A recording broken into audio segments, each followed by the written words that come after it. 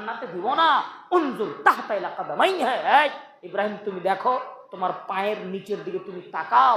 ইব্রাহিম সালাম তার পায়ের নিচের দিকে তাকাবেন, তখন তিনি দেখতে পাবেন একটা বিশাল আকৃতির জন্তু, বিজি আকৃতির, গোসাপ আকৃতির একটা বিশাল জন্তু পড়ে আছে।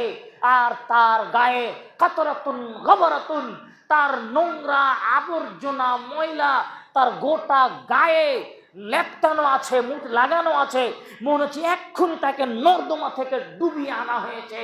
দুর্গন্ধে টিকা যায় না, এত দুর্গন্ধ ওই জন্তুটার গায়ে।